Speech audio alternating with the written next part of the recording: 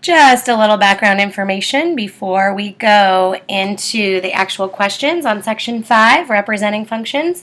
Remember that when you have a function, I'm going to give you just a really basic one here. Let's say our function is y is equal to 3x. So whatever x is that goes into your function, you're going to multiply it by 3 to get your output of your function. So if a 2 goes in, a 6 has to come out because 3 times 2 is 6. I can sit here and put 2's in all day long. A 6 is always going to come out. So that reminds us why the primary criteria for a function is if you have the same input. Remember, the input is whatever goes in. It's also known as your x. Your output is whatever comes out, also known as your y. So if you have the same input, that's okay, but you got to have the same output in order for it to be a function. If the same input goes in and different numbers come out, there's something wrong with that function. If you put a 2 into the function that I just had, whoops, sorry, let me rewrite it back up here for a second. So, or actually that was a 3x, wasn't it? If you put a 2 into this function and you don't get a 6 out, let's say you put a 2 in and you get a 6 out one time, then you put a 2 in and you get a 8 out the next. Well, clearly something's wrong with this function because you can't put the same number in and then get a different number out. So remember, that is our number one rule when it comes to whether or not something is a function.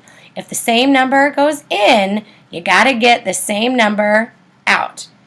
So that's going to help us with number 17. In which set of ordered pairs is y a function of x?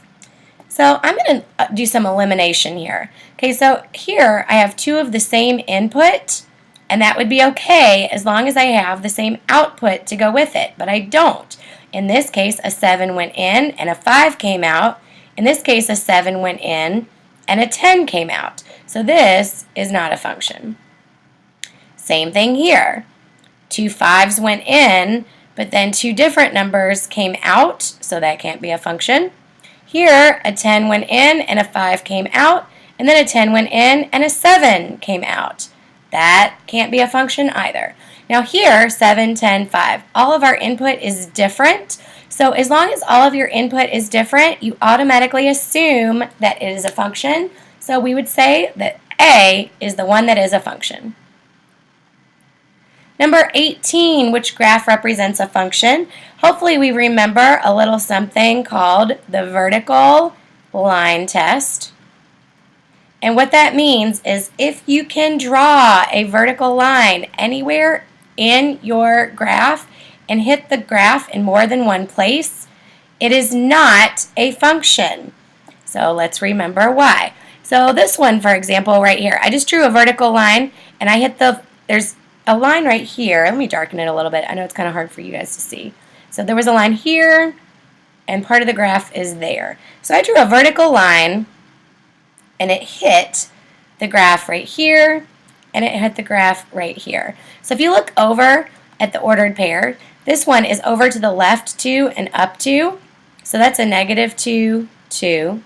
This one is over to the left 2 and then down 2. So it's a negative 2, negative 2.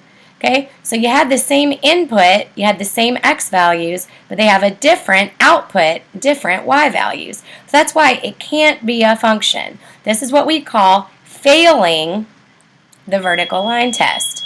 If you can, sorry, my smoke alarm is going off because somebody is down there burning something. Sorry about that, guys. Some bad cooks in my house. Anyway, so I drew a straight line down through the middle, and I hit the graph in 2 different places. So, and I hit they both have the same x value, they have a different y value, so it fails the vertical line test, which means it is not a function. For the same reason, this one right here won't be a function because I drew a vertical line and was able to hit it in 2 different places. I hit it here and here. So that one's not a function. And this vertical line right here is not a function either. If I look at Because if I draw a vertical line all the way through it, well, I'm actually going to hit it in a ton of different places. It's actually going to hit the entire line. So this one is not a function.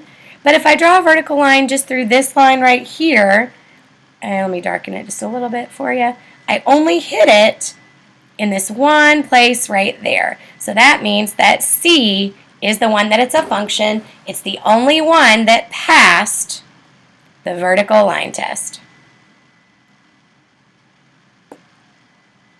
Number 19, it says Beach Bike Rentals charges $5 plus 20 cents per mile to rent a bicycle. Write an equation for the total cost, C, of renting a bicycle and riding for M miles. So it's 20 cents per mile. So that means it's going to be 0.20 times your number of miles, which they tell us to use M for miles, plus $5. So it charges $5 regardless of how many miles you ride. So $5 is your initial amount. So it's $5 plus 20 cents times the number of miles that you go for a total C. So your total cost, C, equals 0.20 times your number of miles plus 5. So the answer should be this one right here. This one is saying it's $5 times every mile. This one says that it's 2 instead of 0.2. Like D would almost be right, but it's 20 cents, not 2 whole dollars like this one says. So that's why the answer is A. Last but not least, with the same situation, which one is the right graph? So your initial amount was $5. So no matter how many miles you go, you're going to pay $5 regardless. This one has an initial amount at 0, so that can't be right. This one has an initial amount at $3, so that can't be right. Now this one starts off at 5, and this one starts off at 5. But this one shows the total cost actually going down. Okay, as the more miles you go, the more your price is going to go up, not go down. So the correct answer for this one should be C.